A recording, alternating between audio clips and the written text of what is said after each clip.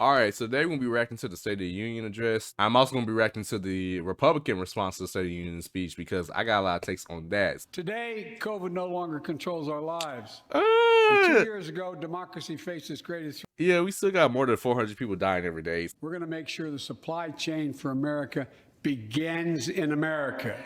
The supply chain begins in America.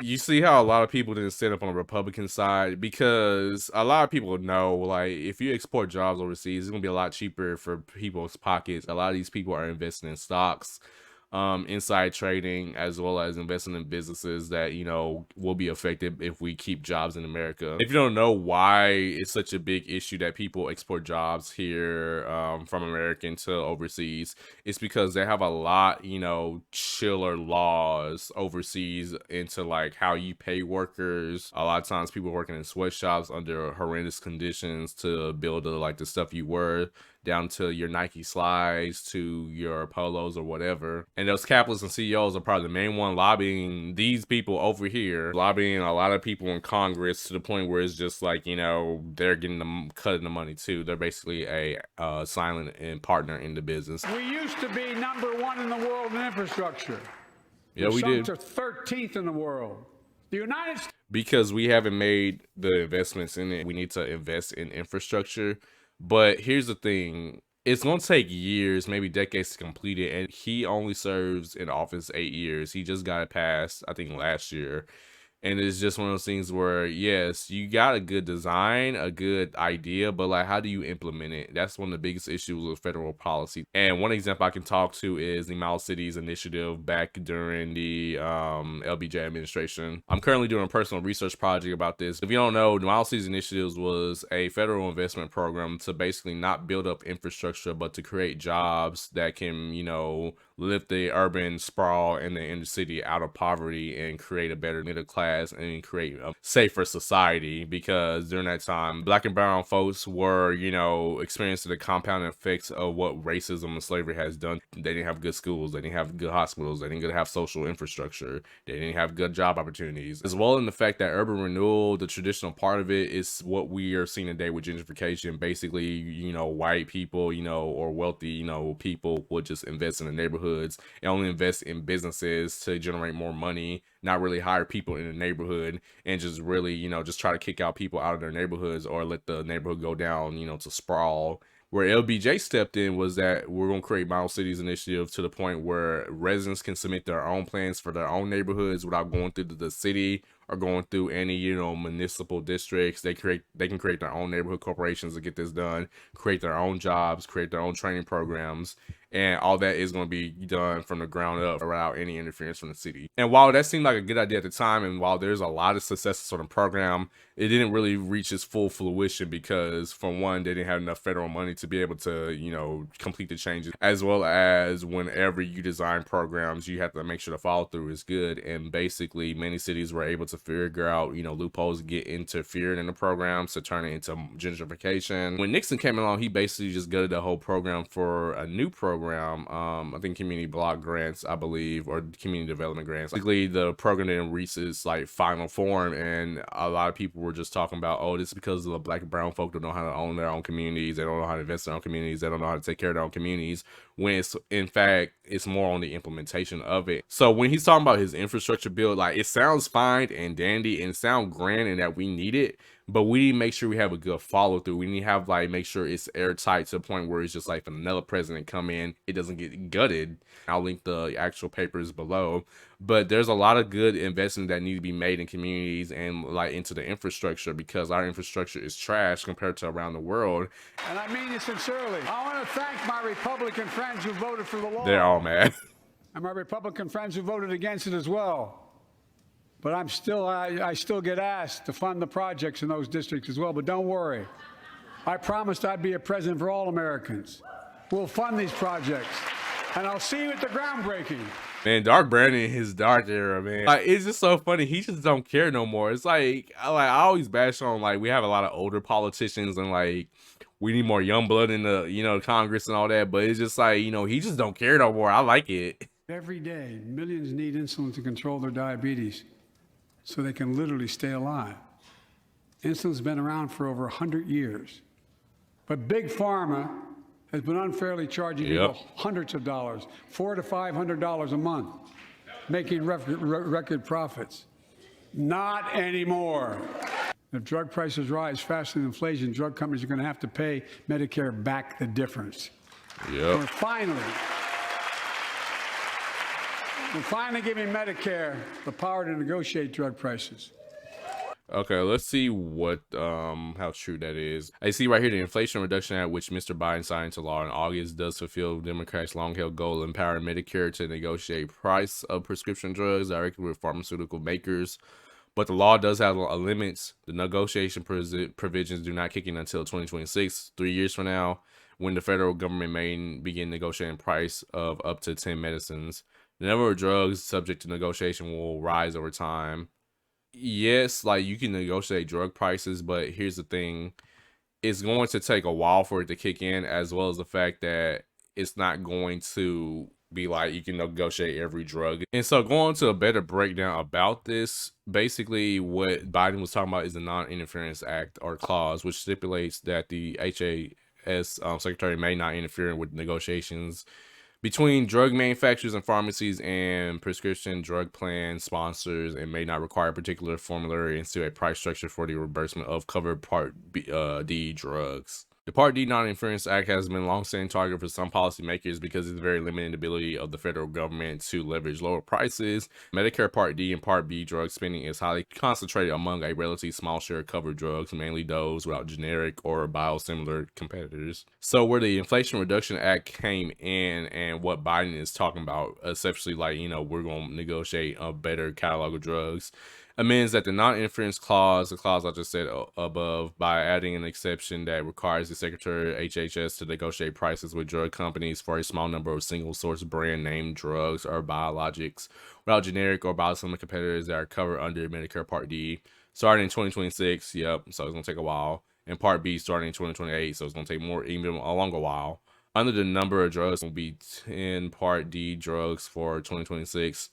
Another 15 Part D drugs for 2027, and another 15 Part D drugs and Part B drugs for 2028, and another 20 Part D drugs and Part B drugs for 2029, later years, so on, so on, so on. These drugs will be selected among the 50 drugs with the highest total Medicare Part D spending. Continue on with the other stipulations of it. Certain categories of drugs are excluded from negotiation price, including drugs that have a generic or biosimilar available.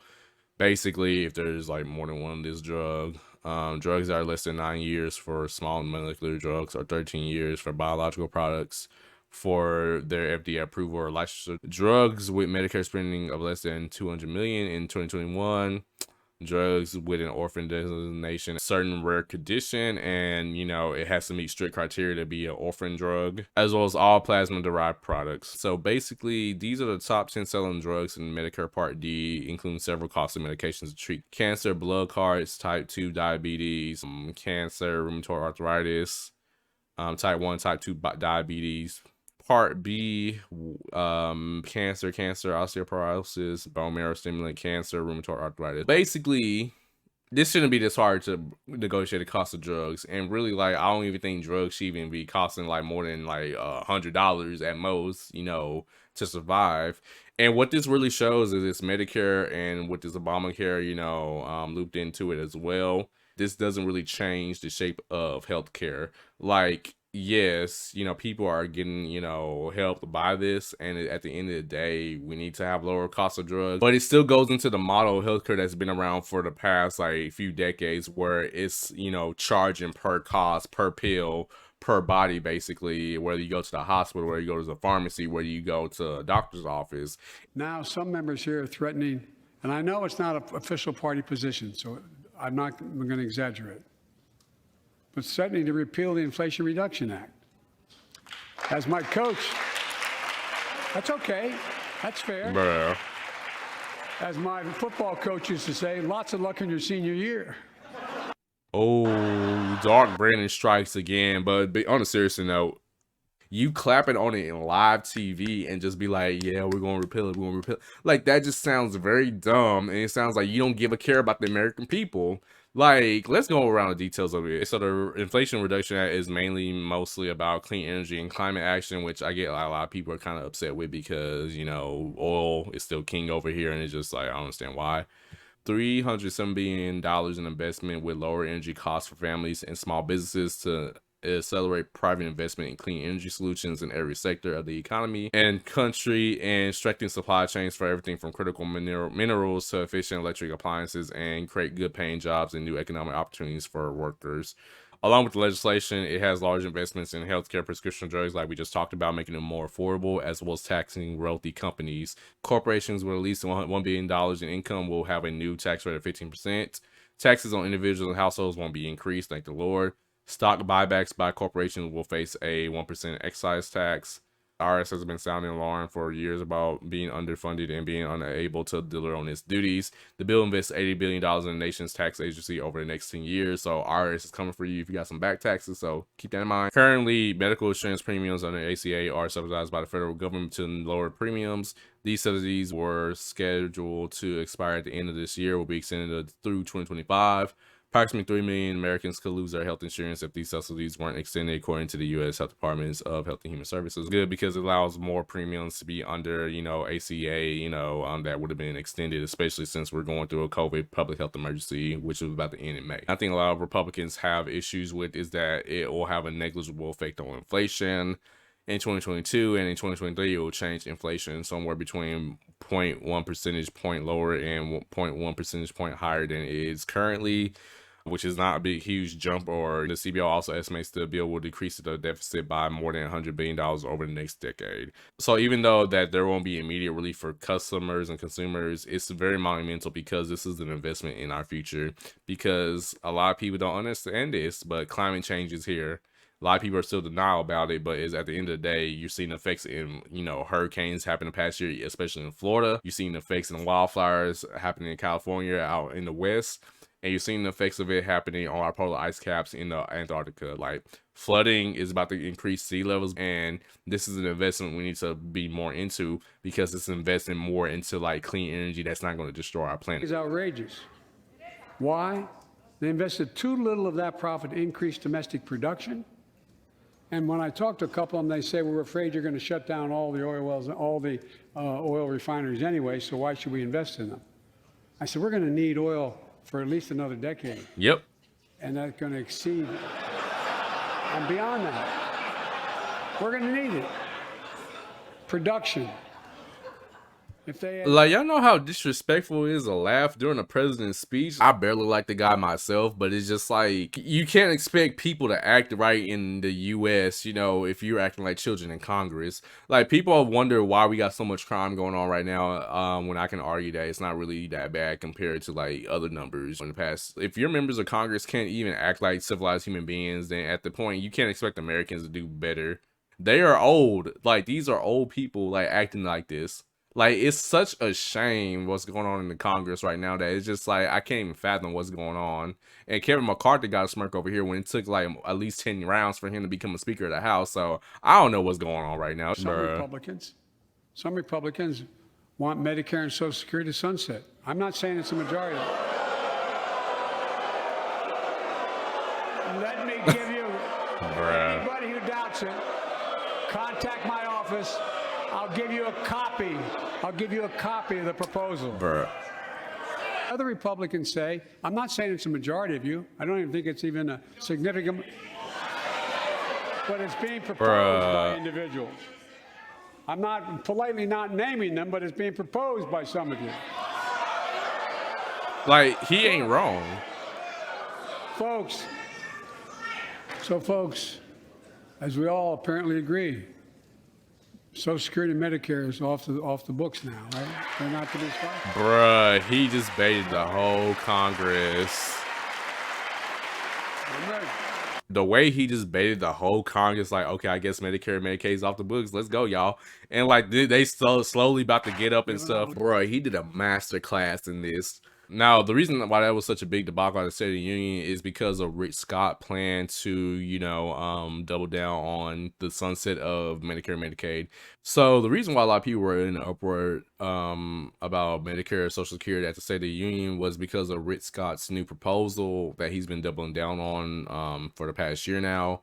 Basically, one of the points in his 11-point plan to rescue America, there will be a provision where there will be a sunset of all federal legislation after 5 years, which would include Social Security and Medicare. When you sunset federal policy, you allow the policy to expire without any more plans on extending it in Congress. And that is what Rick Scott was trying to propose in Congress. Basically, when you're talking about sunsetting, federal policy, it means that you allow the policy to expire without doing any more, how should I say it, any more, discussion or expansion of it. And the reason why that is bad for Social Security and Medicare, like there hasn't been this type of change for it since its like founding. Say if you have a very, politicized government that we have now, 5 years later, when this, supposed bill would be passed, then people can use this as a political weapon to just get whatever they want to get more power. And at the end of the day, this is something you shouldn't be messing with, because you're talking about care for the elderly, as well as, people God-given right they've had, since they've been working to like be able to afford retirement. So just getting rid of Social Security or putting this up on like a, firing squad every 5 years, it can lead to a lot of disastrous results. Well, a lot of people are saying like, well, we need to have more, oversight of the program, because make sure we don't just give out mandatory spending for fraud. You're still messing with people's lives. And yes, a lot of Republicans have distanced themselves for it, but there is a vocal minority that's been saying that, yeah, we need to repeal it. We need to repeal it. We need to like make it more like, regulatory. Public safety depends on public trust, as all of us know. Yep. But too often that trust is violated. Joining us tonight are the parents of Tyree Nichols. Welcome. We had to bury Tyree last week. As many of you personally know, there's no words to describe the heartache or grief of losing a child. But imagine if you lost that child at the hands of the law. Imagine having to worry whether your son or daughter came home from walking down the street, or playing in the park, or just driving a car. Most of us in here have never had to have the talk. I feel like politicians don't really care. Like Kevin McCarthy really just don't want to be here right now. In the same breath, I also want to commend him for talking about the story or talking about the talk, because I've had to have the talk as a black male from my dad, with my mom, with a lot of my nieces and nephews, grandparents, with a lot of my aunts, uncles, mammies, daddies, or whoever, like the whole extended family, because this is a common experience. No matter how many times that you have to like express, like, make sure you do this, make sure you go through this, like a training exercise with them, people are still going to do messed up things. I was walking home from University of Texas one night. Basically, I got accosted to the side by officers. Basically, they were asking where I was going, like why I was like walking home late. It was 1 a.m. What you doing this, that, and third? You look suspicious. You need to be careful. Like, you shouldn't be walking home late at night. You shouldn't be doing this, that. Where's your ID? You need to get your student ID fixed. I want to make sure you're a student of the University of Texas at Austin. Make sure you're actually belong here. And it's just like, I wasn't doing nothing, I was just walking home, earbuds in one ear, At the end of the day, I was still accosted. There's literally no amount what you can do to make sure to protect yourselves, because at the end of the day, evil's going to win, when they need a win. And yes, we need to do better, like federal policy, but we need to fix the whole structure, how we police things. That brown and black parents have had to have with their children. We all want the same thing. Neighborhoods free of violence, law enforcement who earns the community's trust. Yep. Just as every cop, when they pin on that badge in the morning, has a right to be able to go home at night, so does everybody else out there. Yep. Our children have a right to come home safely. And we know we ask them in many cases to do too much, to be counselors, social workers, psychologists. And that's the big issue. They shouldn't be counselors, social workers. Like, they should be police officers handling big threats. But I think neighborhoods should have their own crime watch, have their own community watch system. I think neighborhoods patrol their own communities like the Black Panthers is. I'm not saying they should be having AR-15s or having shotguns out and ready just to defend themselves. But I think there needs to be a neighborhood accountability. Youth leaders get neighborhood trained, churches, get the churches back involved in community. I know it varies from case to case, city to city, department to department. You know, it takes around an average of 2 to 4 years to, you know, you become a police officer. I think at the very least, there needs to be a 4-year training course, you know, not at universities, at community colleges. And they need to teach a whole range of things such as cultural diversity, humility, teaching how to engage, disengage. But basically what I'm saying is like, it shouldn't be this easy to become a cop. And like, you got these high school bullies becoming cops, you know, mean girls becoming cops, you know, trying to inflict the pain they felt over many, many years and, you know, inflicting on the others. And that's what I'm saying. It needs to be taking longer for you to become a, you know, police officer, as well as the fact that I think police officers need to go to mandatory therapy every year. Because what Tyree Nichols went through shouldn't have happened. Like him getting passed around as a blunt, getting punched, getting kicked, mocked, and not getting the aid that he needed and not being treated as a human that he needed should not have happened. And I don't care, black, white, Indian, Hispanic, brown, whatever. Like, you know, it's one of those things where it's just like policing as a system is a failure, right? I know most cops and their families are good, decent, honorable people, the vast majority. But they risk. Bruh. And it's so telling that they jumped up quicker to talk about, oh, we're all decent, honorable human beings, like we're all good apples. But my main thing is like, yeah, there's a lot of good apples that don't say nothing about police culture in the department. And this is why incidents like this happen, because it's more like a brotherhood, like we're trying to protect each other, like people don't know what we go through. I'm like, yes, we don't know what you go through, but there are a few bad apples in a big culture problem that y'all need to fix that people don't talk about enough. Police officers don't prevent nothing. Those are the stuff that happen after the fact. They're like just trying to limit the damage that takes place, you know, after the fact or after a crime is committed. But we need to put more efforts into community-based approaches. We need to put more efforts into harm reduction, invest more into public health, because public health isn't just working for federal agencies and all that. Public health is working for communities. Public health is working for nonprofits, community-based programs, and basically working with residents to be able to prevent the issues we're seeing in communities. Like people want to bicker and complain about crime, but they don't want to invest money into crime prevention, like building better schools, building better infrastructure, like the bipartisan infrastructure bill I'm happy he passed, as well as, you know, doing it on a micro level in communities to the point where it's just like we can really reshape how a lot of these communities are running and operating if we invest more in the public health efforts. It's just we're going to keep complaining and bickering about crime, drug use, you know, saying like, oh, the society is lost, the generation is lost, if we don't invest in our communities, you know. And it's just like, it's just really sad. When police officers or police departments violate the public trust, they must be held accountable. Let's commit ourselves. Like one thing I wanted to address too with that is just a lot of people are just bickering and complaining too about like vaccine hesitancy. And I'm not talking about anti-vaxxers. That's a whole nother different topic, you know. But a lot of people are vaccine hesitant because they don't trust the government. And the police officers and all that is an extension of the government. If you violate that trust through that area, then it's going to be harder for people to gain trust into other areas. I actually kind of understand why people are hesitant on taking a vaccine, or still hesitant taking a vaccine, or don't trust the vaccine whenever it was first published. This is a big issue that we need to focus on, because it's not about crime and violent crimes and all that. Also about trying to get people to do things that is necessary, like taking a vaccine. Brandon Say, a 26-year-old hero, who found the courage to act and wrestled a semi-automatic pistol away from the gunman who had already killed 11 people in another dance studio. 11. He saved lives. It's time we do the same. Ban assault weapons now. Ban them now.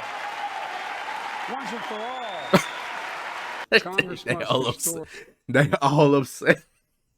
Whoever was on the camera did her dirty. Like, I agree with the ban on assault weapons, because there's no reason why you should on an AR-15. There's no reason why people it's easier to get a gun in America than actually get an education. Like, you need to really, you know, think about like why the Second Amendment is not working right now, because the Second Amendment was meant for muskets, for pistols that it took like 3 minutes to reload. Like, it wasn't like those AR-15s where you have to like clip it in like 15 seconds or less and be able to, like, you know, empty out a whole clip in less than 1 minute. Like, we need to start using common sense in how we talk about guns and gun control, because at the end of the day, I am in support of it. Most Americans are in support of it. Most Americans really don't care about the issue, but they really do care about, like, we having more gun violence than any other nation in the world.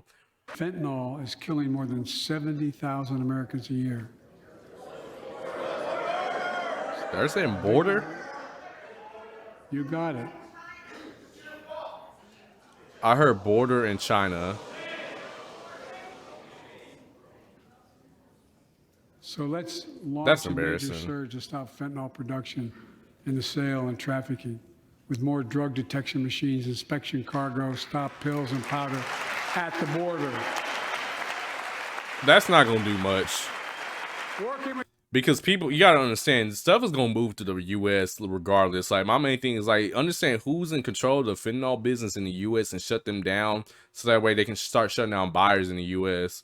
People need to understand that people carrying fentanyl and all that are not getting crossed in through the holes in the wall in the border and all that. They're going through actual checkpoints and actual vehicles and stuff. And yes, you need to get more drug detection dogs, more drug detection machines, but it's just like people are going to find different ways of getting stuff across the border. You know, whether you're talking about from Latin America, Central America, Mexico, or you're talking about from China, because fentanyl is also coming from China, like opioids originating in China. We need to cut down on the demand of it. Like getting more mental health services, because fact of the matter is people are not doing drugs because they want to do drugs. It's oftentimes they want to numb the pain of something else.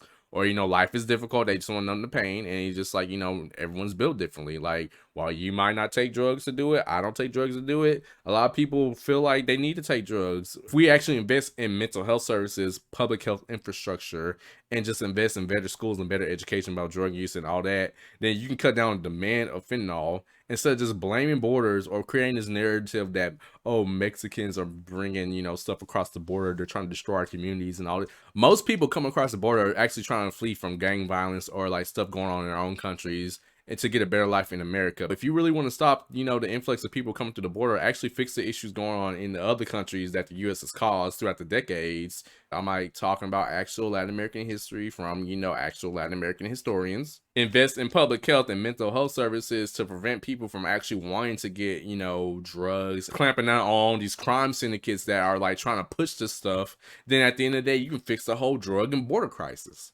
Like, it's that simple, folks. unhinged big lie, assail and unleash the political violence, the home of the then Speaker of the House of Representatives. Yep.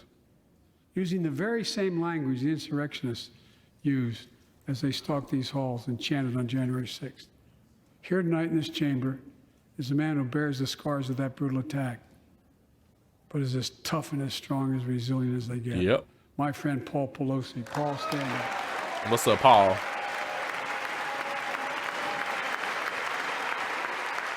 And like, no disrespect to Paul or like Nancy Pelosi, they're wonderful people, and like, you know, and like I make jokes about them in the political arena and all that. Yeah, Democrats and Republicans are still doing this two-part things. Like, oh, Republicans are doing this, oh, Democrats are doing that, and like they're still doing that, you know, zero-sum game. You're feeding into what's happening to him. I get a lot of what he said in his speech was funny, especially the jabs at the Republicans on Medicare and Social Security. And like, I had a few laughs myself, but it's still playing a part in this whole blame game. This is what happened and this is what they're doing. And it's just like, it's not really healing the division that a lot of these insurrectionists are falling into themselves. Because the people of this nation are strong. The State of the Union is strong. We're the United States. I don't think so, but Joe, try again. Let's go to a Republican reaction. Good evening. I'm Sarah Huckabee We know. Sanders. Being a mom to 3 young children taught me not to believe every story I hear. So forgive me for not believing much of anything I heard tonight from We know. President Biden. From out of control inflation and violent crime to the dangerous border crisis and threat from China. Biden and the Democrats have failed you. They know it, and you know it. And it's time Bruh, for a that's funny. change. I'm the first woman to lead my state, and he's the first man to surrender his presidency to a woke mob that can't Oh, even tell you what Lord. a woman is. Here we go. The In the radical transphobia. left's America, Washington taxes you and lights your hard-earned money on fire. But you get crushed with high gas prices, empty grocery shelves, and our children are taught to hate one another on account of their race. Okay, I like how she's trying to play into this culture war because, for one, we don't want, you know, high gas prices. We're trying to get energy. Like, that's going to cause a lot of high gas prices in the future because we're trying to get to a renewable source of energy. She's leaving out a lot of context on there. Second thing, We're not teaching kids to hate one another. We're teaching kids history. Like, she's big on like we're gonna have more government control, but yet you're telling schools that they can't teach certain topics. If we're the freest country in America, then we should be allowed all train of thought to be able to be taught. If we can allow the manosphere, a lot of other conservative viewpoints that's really going to regress us back into society, then we should be teaching kids about racism and like, why we live in a white society. Like, that's not victim mentality. That's not telling kids to hate one another. That's not kids, telling people, oh, white people are bad. We're not saying none of that. We're just saying that we live in a white society that's ran by white people, and here's how they've succeeded for many, many years. And here's why, like, black and brown folk have felt like they had shackles, on their feet while trying to run a race. It's not all cotton candies and sunshines and rainbows out in the streets. It's literally teaching history. America is no longer between right or left. The choice is between normal or crazy. It's time for a new generation of Republican leadership. Upon taking office just a few weeks ago, I signed executive orders to ban CRT, racism, and indoctrination in our schools. But you want to talk about government control from the Democrats. This is what they're doing. Like, Latinx is not even like a very pressing issue. Like, they call themselves Latino, Latina, or Latinx, whatever, but it's just like you banning it doesn't really make any sense. Especially in the context when Arkansas is the worst in education and healthcare.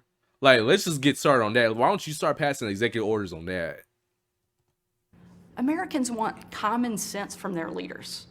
But in Washington, the Biden administration is doubling down on crazy. President Biden inherited the fastest economic recovery on record, the most secure border in history, cheap, abundant, homegrown energy, fast rising wages. She's leaving out a lot of context because when inflation hit, inflation was more about the demand of oil and stuff went down during the lockdowns, and especially during the rest of 2021, because people didn't want to go travel and all that because of COVID. People started going back in the public, living their best lives and all that stuff. Then that's when, we had higher demand but a lower supply.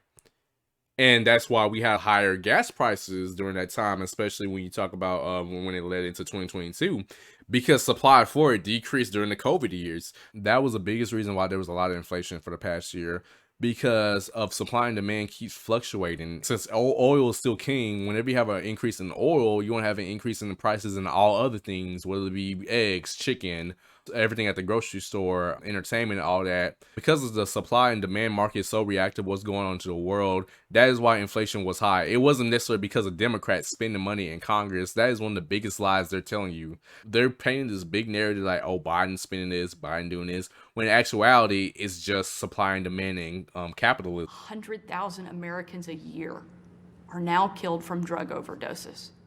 But yeah, you don't want to do the common sense stuff to like fix that. Y'all want to blame the border when it's just like, let's talk about mental health. Let's talk about harm reduction. Like, people are dying, a lot from opioid addiction, especially since fentanyl got introduced. And don't get me wrong, I'm not saying we should just like cut out the border and just think that's not an issue. That's a big issue. But yeah, these are the same people, when you talk about investing in public health, investing in healthcare, they want to talk about money, like, oh, this costs too much, oh, harm reduction doesn't work, there's no evidence, when there's like a strong evidence base for it. When you want to talk about the crack epidemic and like how people kept villainizing, crack addicts, saying like they're criminals, they're going to destroy our nation, they're going to beat us over here with a pipe, all this stuff. But yet now we're having like the opioid crisis, and people are just talking about, man, the poor victim is a mental health issue and all that.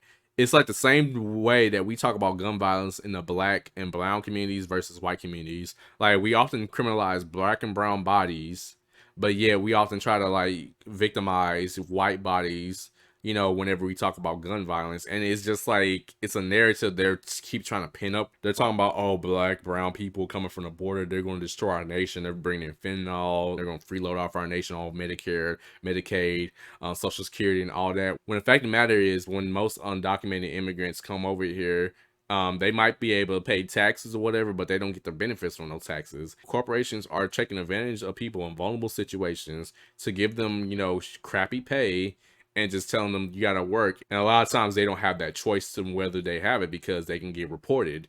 And it's just a fact of the matter that these narratives keeps playing out for America time and time again by just not Republicans, but also by Democrats too, because Joe Biden has much to do with this about the crime bill he signed in the 90s. Yet the Biden administration refuses to secure the border and save American lives. And after years of Democrat attacks on law enforcement and calls to defund the police, violent criminals roam free, while law-abiding families live in fear. We shot down a balloon a few days ago. And the president's refusal to stand up to China, our most formidable adversary, is dangerous and unacceptable. No, because we're not trying to go into World War III. Like, they're trying to get war going on so they can get profit off of it, because when a lot of people don't understand with the stuff going on in Ukraine, we're not giving Ukraine money. We're giving them loans, because oftentimes we're giving them money with stipulations that, you know, you have to pay this loan back a set amount of time. And Ukraine is broke. It just gets to a point where it's just like they have to, you know, agree to other stipulations where they have to use American-made products to really, you know, as another form of payment of like getting back the loan, since they can't pay it back in other ways. So all that money is doing a whole big circle coming from America, going to Ukraine, then going back to American companies. If we go to war with China, start World War III again, they're going to do the same thing when it comes to NATO allies, try to buy off NATO protections, but basically going back to American companies to spur more jobs in America, which in the long run will build jobs here in America. But it's just like they're trying to paint this narrative like we're weak, when in actuality, they're trying to get more money out of this situation. But we are under attack in a left-wing culture war we didn't start and never wanted to fight. Every day we are told we must partake in their rituals, salute their flags, and worship their false idols. When have we said that? All while big government colludes with big tech to strip away the most American thing there is, your freedom of speech. No, because you shouldn't be having transphobia. It shouldn't be having, like, you know, going on rants about, you know, DEFCON 9 on, you know, a certain population I'm not going to name right now. Children shouldn't know all the complexity about sexuality and stuff, but they need to understand that the world isn't like their grandparents' world, and like people are more open to being themselves, and they shouldn't bully them, or they shouldn't really just disagree what they're talking about. They should just mind their own business. But she don't want to talk about religion and how that divided us so much, because like I said in many other videos before, people went to war over religion. The whole crusades that took place centuries ago was about religion, and we founded this whole nation based on freedom of religion. But yet now we got Bible thumpers, you know, saying like, oh, a man loving a man is against the Bible. Oh, trans individuals shouldn't have rights because of the Bible, when in actuality it's just like a Bible was made over 2,000 years ago. If Jesus was alive now, I'm pretty sure you have a different interpretation than what we had in the Bible. Down the street from where I sit is my alma mater, Little Rock Central High. As a student there, I will never forget watching my dad, Governor Mike Huckabee, and President Bill Clinton hold the doors open to the Little Rock Nine. Doors that 40 years earlier had been closed to them because they were Black. And you know the crazy part about what she just said is she's trying to outlaw the education that, you know, will teach kids about the true nature of why that happened. And it's very disrespectful to talk about the Little Rock Nine when your kids are not going to be able to fully learn about the true context of that history because you're trying to outlaw it. Like, that is just asinine. Now, I'm not going to continue the speech because it's just rubbish. But literally, you got people out here talking about the story of Trump and Sarah visiting the soldiers warmed my heart. Perfectly stated, strong words, stronger woman. Yes, ma'am. Speechless, wonderful, oh, awesome woman she is. God bless her. Orwellian dystopia, normal / crazy. We're going towards that. Like, people out here praising her for amazing speech, but she is lying to y'all. Like, politicians are lying to y'all, even on the Democratic side. Politicians make a career of lying to you and building narratives and telling stories. They're trying to woo you with emotions, and so that way you don't look at the facts of the situation. And the facts of the situation is Democrats and Republicans are lying. I don't agree with a lot of things that President Biden has said throughout the State of the Union. I agree with a lot of things, and I feel like he's on the right course. But at the end of the day, they are being bought out by lobbyists. They're being bought out by big corporations. They're being bought out by capitalists to have these talking points and build these narratives to try to look like they're against each other, when at the actuality of it, all these politicians are lying and create this culture war where they can trick y'all into fighting each other instead of actually coming together and seeing like lies as it is. Like, this is a joke. America is a joke, and it's just like, we are far from being the greatest nation, and the State of the Union is not strong. We're living in a country where gun violence is happening more and more than we having kids graduating from college. Like, it's easier to get a gun in this country than for you to actually graduate college. Eggs cost $10, and we're not really, you know, having accountability for these like companies to bring down these prices because they're lobbying in Congress right now. Medical debt is the biggest reason why people go bankrupt in this country. But yet we sit up here and promote these lies saying like we're in a culture war or America's the strongest nation in the world, trying to promote these narratives right now, but yet, you know, America's falling by the wayside. So that's just my whole thoughts on State of the Union. I just feel like there's a lot more work we need to be done. We're on the right path, but it's just like, I don't believe in the hype, what we're talking about right now. But with that being said, if you like what you see today, like, subscribe, turn on post notifications, all that wonderful good stuff. If you want to see more of my content, here's my video about the NFL, one of the biggest problems they have with safety. Please go like it up. Stay warm, stay frosty, depending on what part of the country you're in, and peace out.